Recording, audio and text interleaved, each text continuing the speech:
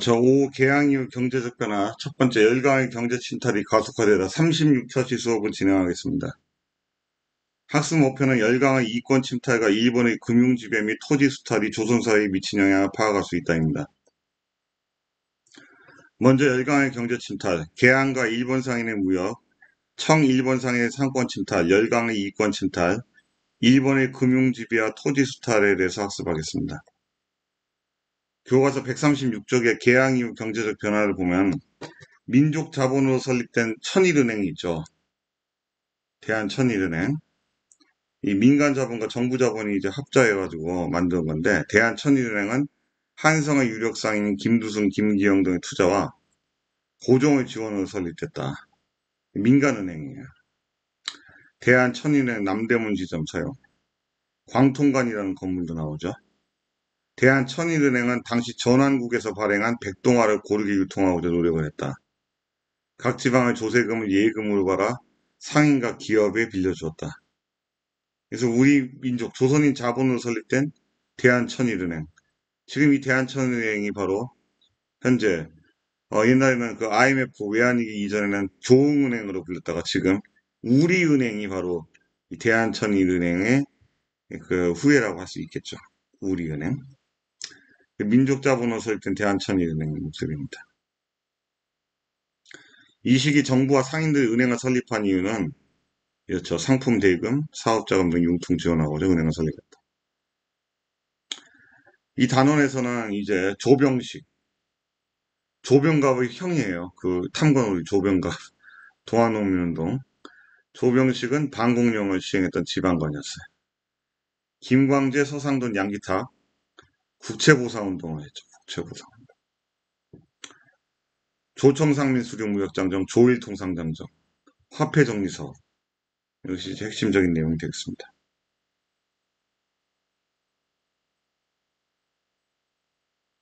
그쵸. 조은은 대한천일은행은 한빛은행이었네. 한빛은행에서 2022년 우리은행, 1950년에 한국상업은행. 이게 이름을 바꿔 오늘날 이루고 있다. 국권상 시도에 조선상업은행으로 이름을 바꿨고 경영권이 한때 일본에게 넘어가게 됐다. 1899년에 정부와 상인들이 설립한 은행이다. 2대 은행장에 영친왕 부은행장이 이용익이 참여하면서 황씨 고위관리들이 주로 이용되는 특수은행이었다. 조흥은행이 아니라 한빛은행, 그 다음에 우리은행 이렇게 가면 되겠습니다. 1999년, 2002년 우리은행. 자, 그 교과서 137쪽에 열강의 경제 침탈이 이제 가속화되다. 개항 이후 금은 대외무역에서 주요한 결제 수단이었다. 평안도 운산금강은요, 미국이 금강 채굴권을 차지했던 곳인데 우리나라에서 금매장이 가장 많은 곳이었어요. 미국은 이 금광의 채굴권을 확보하여 금광을 본격적으로 개발했죠. 이미 이곳에서 광산을 개발하던 조선인 광산 주민과 노동자들이 강제로 쫓겨났고 미국인 광산 관리인이 조선인 농민을 살해하는 일이 벌어지기도 했습니다. 평안도 운산금강의 한 미국인 감독 기록에 하면 1897년에서 1915년 사이 금 생산고가 약 4,950만 엔으로 환산된다고 한다. 이는 1910년 당시 우리나라의 외채 총액을 넘어서는 금액이었다. 여기서 유리한 말이 노터치에 노터치. 미국인 관리인들이 조선인 광산 노동자들이 금 가져갈까봐 채굴한 금에다가 이렇게 줄 그어놓고, 응? 팻말에 노터치 만지지 말라고 이렇게 써놨어요. 거기서 유리한 말이 금을 의미하는 말, 노다지라는 말이 나와요. 노다지. 노터치를 발음하지 못해가지고 노다지가 됐지. 노다지. 노다지가 이제 금을 의미하는 말로 노다지. 나왔던 이제 비극적인 용어가 이렇게 탄생하게 되는 거죠. 지금 이건 바로 열강에게 이권을 뺏겼던 대표적인 사례입니다. 어느 때 아관포천이 이거죠. 그럼 열강의 경제 침탈이 어떻게 전개되는가 보도록 하죠. 먼저 일본입니다. 개항과 일본 상인의 무역. 조선은 강화도 조약 체결로 부산, 원산, 인천을 차례로 개항했죠. 이 지역에는 외국인과의 무역을 허용한 개항장이 형성됐고 개항 초기 무역은 개항장을 중심으로 이루어졌어요. 그래서 개항장 중심의 무역을 거류지 무역이라고 해요. 거류지 무역. 이 시기 외국 상인들은 항구 부두로부터 약 동서남북 약 10리 이내에서만 활동할 수 있었는데, 이에 따라 개항장의 외국 상인과 내륙으로 연결하려면 내륙의 조선 상인을 중개하는 개항장 객주들이 중개상업으로 번영을 했어요. 여기 위탁매매 외국 상인과 조선 상인이 발행한 어음인수, 계약 김중근의 객주라는 그림이죠. 여기. 금융활동을 했던 상인들. 그 부를 축적할 수 있었겠죠. 1876년에서 1882년 그 사이 기간은. 이 무렵에는 개항장을 중심으로 한 일본 상인들의 경제적 침투가 본격적으로 이루어졌죠. 일본 상인들은 조선 상인들과 거래하면서 불법 행위를 일삼았어요. 뭐 믿고? 영사재판권 믿고. 강화도 조약에 명시된 영사재판권을 이용해서 조선 관리 처벌을 피할 수 있었기 때문에 그렇죠.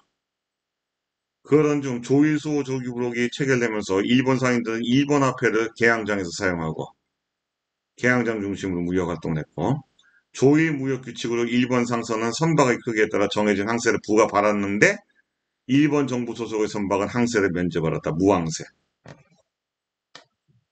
아이고, 화면이 바뀌었네요. 그 다음에 이후 수출입 물품에 대해서는 관세를 부과받지 않았다. 무관세. 조일 무역 규칙으로. 이렇게 유리한 조건에서 일본이 약탈적 무역을 전개하게 됩니다. 이 무렵 개항장을 중심으로 일본이 이렇게 했던 것이고, 그 다음에 일본 상인은 청일전쟁 이전까지는 주로 영국산 면직물을 싸게 사서 조선에 들여와 비싼 가격에 팔았습니다. 차익을 취했죠. 그리고 조선의 쌀, 콩, 소가죽, 금 등을 사들여서 일본에 팔아 차익을 남겼다. 조선에서는 일본으로 쌀, 콩 등이 다량 수출되면서 어떻게 되죠? 조선 국내 곡물 가격이 폭등하죠. 그래서 올라서 많은 사람이 높은 물가에 시달리며 어려움을 겪었죠. 그래서 이것이 이모군란의 경제적 배경이 되는 거죠. 이모군란의 배경이 되는. 조선의 한편 전통적인 면제품은 가볍고 입기 편한 외국산 면제품이 들어오면서 점차 판매량이 줄어들고 조선 면방직 수가 오면 타격을 입은 거죠. 이게 관세를 부과하지 않은 결과로 이렇게 타격을 받은 겁니다. 밑에는 인천 계양장 모습이에요. 1880년대 인천항의 외국인 조개지 모습이다. 일장기가 걸려있는 모습이 여기 보이죠. 일장기가 걸려있는 모습. 일본인 거류지임을 알 수가 있다. 이거죠.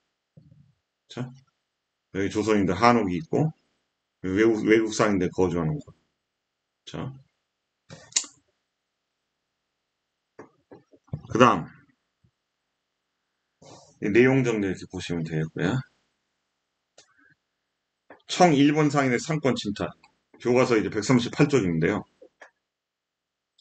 이모군란 이후 체결한 조청상민 수용 무역장정에 따라 청상인은 양화진과 한성의 점포를 개설할 수 있었죠. 내지 통상권을 허용해 준 겁니다. 이러한 권리는 최애국 대우 규정에 따라 다른 나라 상인들도 동일하게 보장받았죠. 최애국 대우를 처음 규정한 나라는 미국이죠. 미국에게 준 거죠, 조선이. 그러나 조선에서 활동하는 서양 상인의 수가 청 일본 상인에 비해 적었기 때문에 조선은 주로 청과 일본 상인의 경쟁 무대가 되었습니다.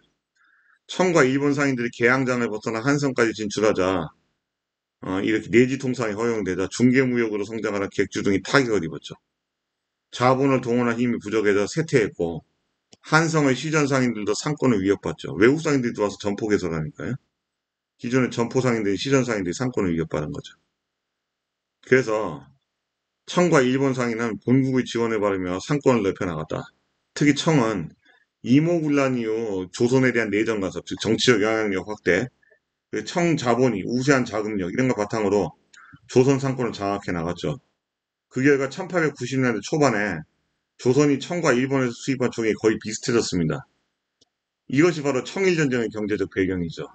일본이 청과의 조선에서의 상권 경쟁에서 우위를 점하기 위해서 청을 몰아내기 위해서는 전쟁에서 승리했던 거죠. 청일전쟁에서 일본이 승리하면서 일본 상인의 세력이 강화되고 청상인은 철수하게 되죠. 그래서 청일전쟁 이후 일본에서는 성유공업이 발달하고 이 청나라로부터 막대한 배상금을 받아서 자국의 공업을 발전시켰잖아요, 일본이요. 그래서 일본 상인들은 일본산 면직물을 이제 조선에 들여와 싸게 팝니다. 직접 이익을 취하게 되는 거예요. 영국산 면직물이 아니라 일본산 면직물을 조선에 수출합니다. 이에 따라서 조선의 면방직공업은 몰락했죠, 완전히 이제. 1890년대 들어 일본으로 쌀이 대량 수출하면서 쌀값이 크게 오르자 지주들은 쌀을 확보하고 조선인 지주들이 수입을 늘리기 위해서 소작지를 바꾸거나 소작료를 인상하는 등 소작인에 대한 수탈을 강화했죠. 또한 많은 사람이 토지 구매에 나서면서 땅값이 크게 오르기도 했다. 이러한 상황이 바로 동학농민운동의 경제적 배경이 되는 거죠. 한편 조선 정부는 조일무역 규칙 이후의 무관세 규정을 시정하기 위해서 노력을 했죠. 그래서 1883년에 일본과 개정된 조일통상장정을 체결합니다. 1883년. 그 내용이 개항장에서 이제 관세를 부과하도록 했어요. 1890년대 들어 일본으로 쌀이 대량 수출되면서 쌀값이 크게 오르자 지주들은 쌀을 확보하고 수입을 늘리기 위해서 소작지를 바꾸거나 소작료를 인상하는 등 소작인에 대한 수탈을 강화합니다. 또한 많은 사람이 토지 구매에 나서면서 땅값이 크게 오르기도 했죠.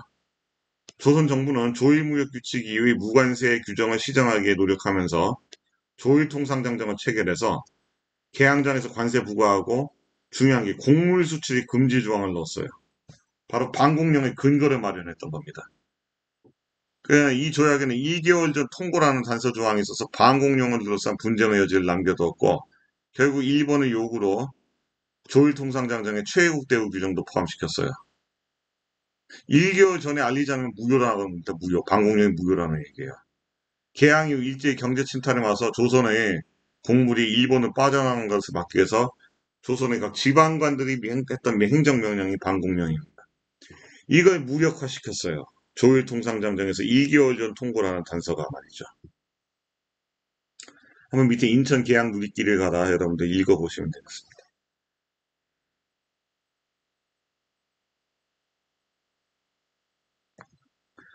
내용 정리, 청일본 상인의 상권 침탈, 일본 상인의 세력 강화. 그 다음 열강의 이권 침탈. 아관파천 이후죠. 1896년 고종이 러시아간으로 피신하는 아관파천 이후에 러시아를 비롯한 열강들은 조선의 이권 침탈에 열을 올립니다. 이런 최애국 대우 조항을 내세우면서 철도 부설권, 광산 채굴권, 삼림 채벌권, 해운업 전기 등의 이권을 가져갔죠. 특히 열강은 침략과 자원 수탈의 수단이 되는 철도 부설권 획득에 관심을 기울였죠. 그래서 미국이 대한제국으로부터 서울에서 인천 연결하는 경인선 부설권을, 프랑스는 서울에서 신의주로 연결하는 경의선을, 일본은 서울에서 부산으로 연결되는 경부선의 부설권을 각각 얻었습니다. 그러나 청일전쟁 때부터 한국에서 철도 부설권을 노렸던 일본이요. 미국으로부터 경인선 부설권을 인수해서 철도를 완공했고요. 이후 일본 또 프랑스로부터 경의선 부설권도 넘겨받아서 경부선과 함께 러일전쟁 중에 군영철도 명목으로 철도를 부설했습니다. 결국 다 일본이 다 우리 철도를 완성한 거예요. 이렇게 연결된 철도들이요. X자 축이죠. 철도가. 이유가 있어요. 대륙 침략의 병력과 물자를 이용하는 가장 빠른 수단이 뭡니까? 철도예요. 철도. 여기 만주 쪽, 연해주 쪽. 이 과정에서 일본은 한국 농민의 토지를 싼 값으로 수용하거나 한국 정부로부터 철도 부지를 무상으로 제공받고 한국인의 공사 현장에 강제로 동원했습니다. 열강은 한국의 자원도 침탈을 했어요. 미국에 앞서 나왔던 운산금강 채굴권, 노다지란 말 나오는 길은. 그러니까 러시아, 독일, 영국 등의 광산 채굴권. 러시아는 압록강, 두만강, 울릉도 삼림 채굴권을 독점했는데 러일 전쟁 이후에 일본이 러시아가 가진 산림 채굴권을 빼들죠. 차지했고 이러한 열강의 이권 침탈로 생계를 위협받은 한국인들은 이에 항의하여 이 시설을 파괴, 기존 생업권 보장, 임금 인상 등을 요구하는 시위를 벌이기도 했다.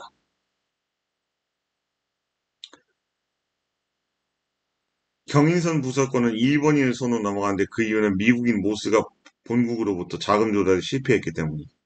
이를 파악한 경인철도 인수조합은 불법적으로 모스와 경인철도 양도계약을 체결하고 일본인들이 모스에게 사전가계약 170만 원을 지불하여 경인선 부설권이 일본에 넘어갔다. 이 얘기죠. 그럼 역사 다가가기 철도공사에 따른 피해와 민중의 저 교과서 139쪽에 나와 있는 내용이죠. 그 황성신문과 대한매일신보에서 각기 당시 1906년과 7년에 당시 철도공사에 따른 피해를 민중의 저항을 실었던 기사입니다.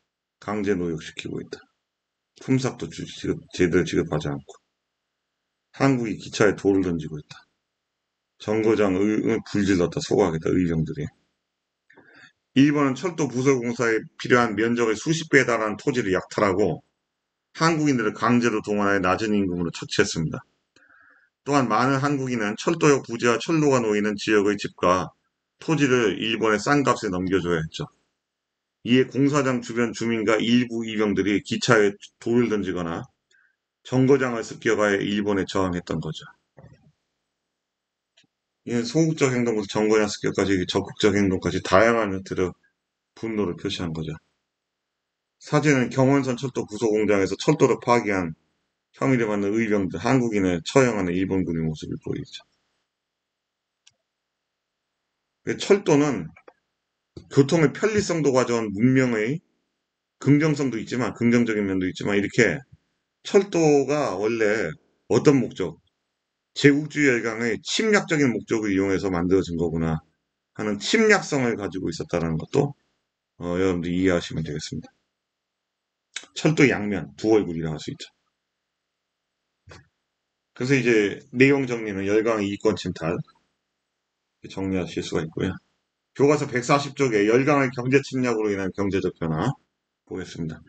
자료 1번은 조총상민수령 무역장정이죠. 그래서 사관에 보면 이 내륙에 들어와서 물건을 팔 수 있다. 조선의 내륙에. 내지 통상권이 허용이 된 것이고요. 조일통상장정에서 관세 부과가 나오죠. 제37간에 반공령 규정이 돼 있죠. 반공령.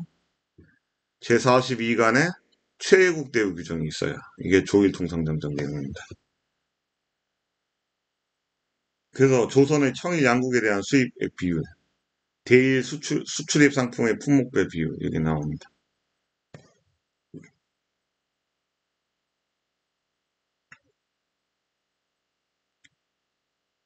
지금 뭐 청일전쟁 이후에 일본이 더 이렇게 늘어나죠. 그 전까지만 해도 청나라가 굉장히 많다가 이렇게 변화된 이유가 청일전쟁 이후는 이렇게 일본이 앞서 나간다. 일본으로부터 수출을 내는 품목 보니까 쌀이 많이 나가죠. 쌀, 콩, 곡물 가격이 폭등했구나. 면제품이 들어오면서 국내 간해수공업, 면방직공업이 타격을 입었겠구나.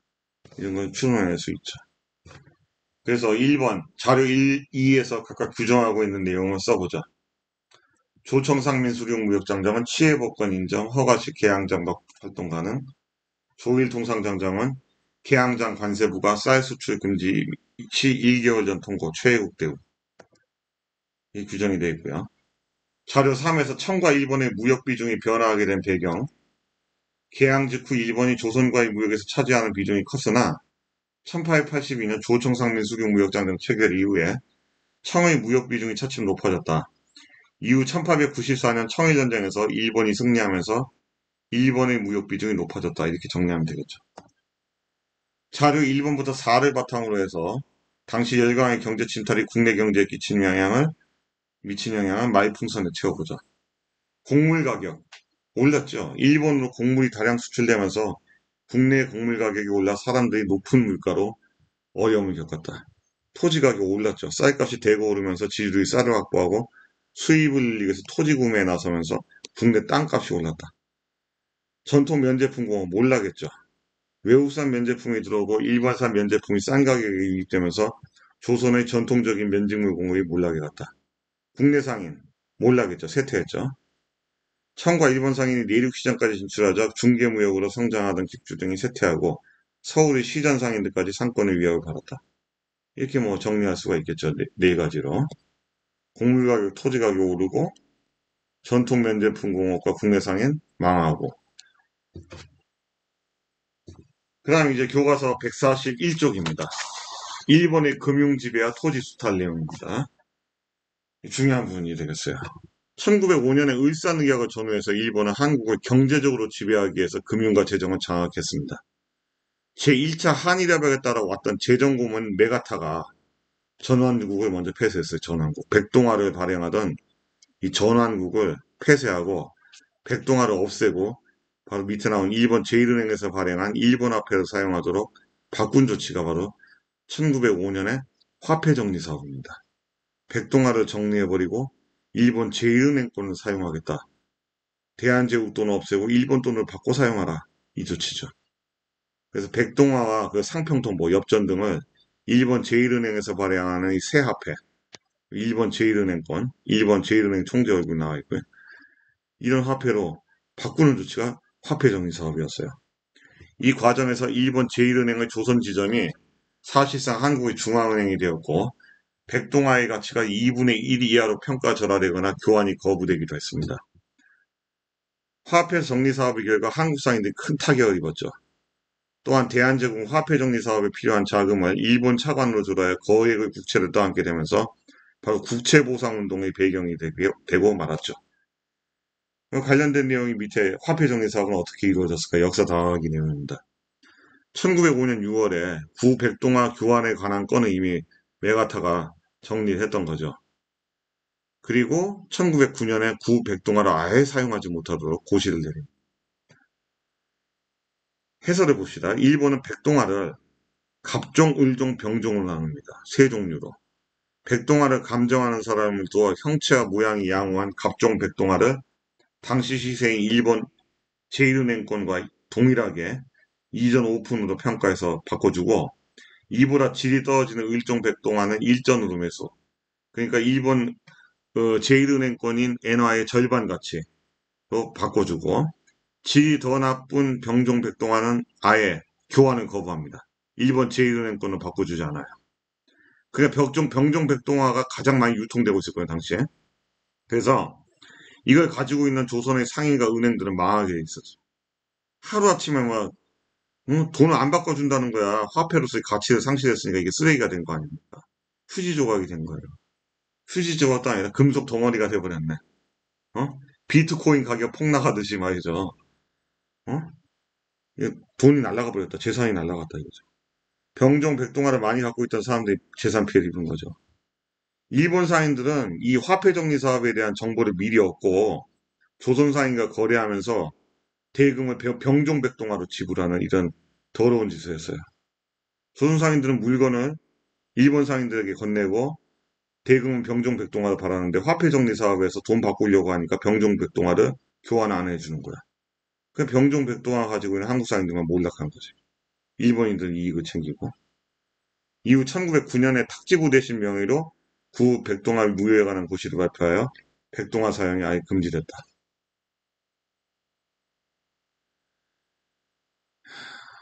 이해가 되죠? 화폐 정리서. 일본은 통감부를 통해서 전국에 재무서와 재무감독국을 설치하고 징세 업무를 맡게 하여 정부 재정을 장악합니다.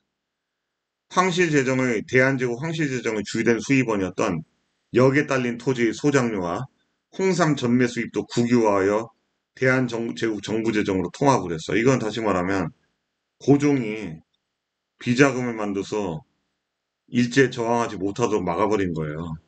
황실 재정의 돈을 끊어버린 거죠. 통감부가 관리하겠다는 얘기죠, 이거. 아시겠죠? 한편 일본인들은 상권이 개항장 밖으로 확대되면서 고리대금의 방법으로 한국의 토지를 사들입니다. 외국인이 허가 없이 토지를 매매하는 것은 금지되어 있었지만 일본인들은 이 전라도 곡창지역, 군산 나중의 곡창지대에 대규모 토지를 구입하여 농장을 경영했고 일본 정부는 이를 배후에서 권장하고 일본인의 이주를 돕기 위해서 이민법을 개정합니다.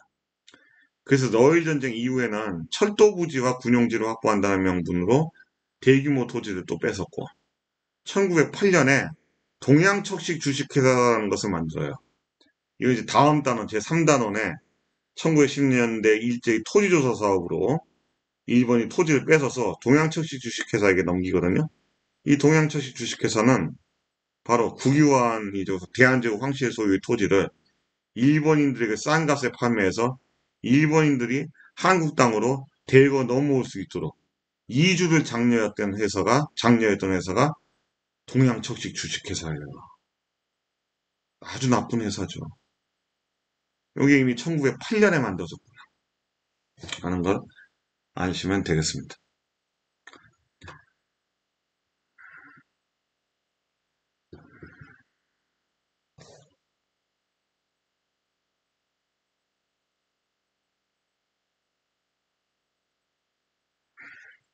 그렇죠. 여기 보시면 일본 대한제국 황실대전 국유화하여 대한제국 황실의 경제 기반을 무너뜨리고 고종 광제 퇴위를 계기로 일본은 황실소선의 각종 수입의 권리를 전부 다 국고로 옮기거나 폐지했죠. 그 다음 이제 내용 정리는 여러분들이 이렇게 보시면 되겠습니다. 토지 수탈 이것도 보시면 됩니다. 확인학습 개항 초기에 개항장의 외국 상인과 내륙의 조선 상인을 중개하는 역할을 담당한 상인은 객주.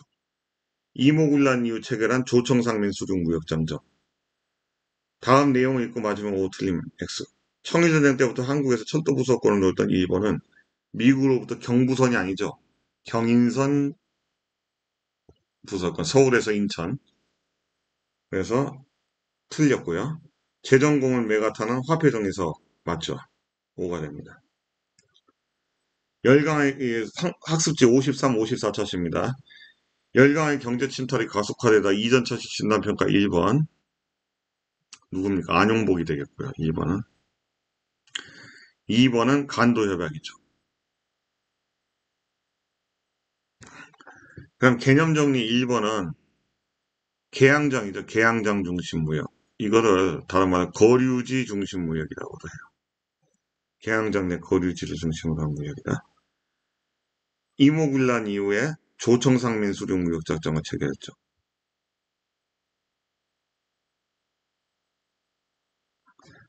그 다음 이제 심리로 제한하여 거류지 무역이 이루어지게 되었다.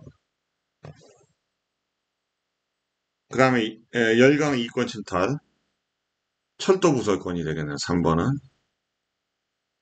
철도 부설권. 4번은 뭐가 되겠습니까? 여기 바로 화폐 정리 사업이죠. 그 다음에 2번에 들어갈 만한 백동화. 형성평가 1-1번. 개항 초기 일본은 영국산 면지물을 조선에 팔고 조선의 곡물을 일본으로 가져왔다. 맞죠? 개항 초기에 거류지 무역으로 객주에 와왔던 국내 상인이 부를 축적했었죠. 그러다 조총상민 수령 무역장정 이후에 외국 상인들이 내지 통상권을 얻어오면서 망했죠. 갑신정변 이후 체결된 텐진조약으로 청과 일본 상인들이 조선의 내륙시장에 진출했다. 텐진조약은 청나라와 일본의 군대를 조선에서 철수시키고 나중에 한반도 유사시 서로 쳐들어갈 때 상호 통보하고 들어가자. 이 내용이죠. 청일전쟁의 그 배경이 되는 조약인 것이고요. 청과 일본 상인의 내륙 진출하고는 관련이 없어요. 청의 내륙 진출은 조청상민 수령 무역장정이고 일본 상인들의 내륙 시장 진출은 최애국 대우를 얻었으니까 여기 4번에 들어갈 말 최애국 대우를 얻었던 시점이 1883년에 조일 통상 장정이잖아요. 여기에 들어가게 되는 거죠. 그래서 1-3번 X. 조청 2번 조청상민 수령 무역장정이 체결된 이후 조선의 경제 모습. 청상인이 한성에 점포를 개설했죠. 2번. 이 내지 통상권이 허용이 됐다.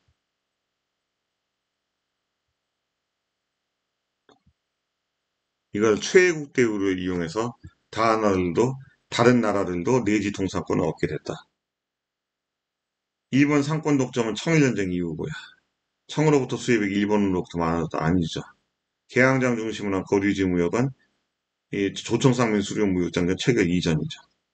수입 제품에 대해서 관세를 책정할 수 없게 되었다. 아니죠. 이제 이 이유는 관세 부과하죠. 그래서 틀립니다. 화폐 정리 사업에 대한 설명을 옳지 않은 것. 메가타주도 한국은행 상인 파산, 일본 제1은행권이 기준화폐가 됐죠. 대한제국의 본위화폐. 보안회가 이 정책을 반대한 것은 황무지 개항권 요구를 반대했죠. 그래서 답은 4번입니다. 화폐 정리 사업하고 관련이 없어요. 보안회는. 화폐 정리 사업할 때 보안회는 이미 없어요.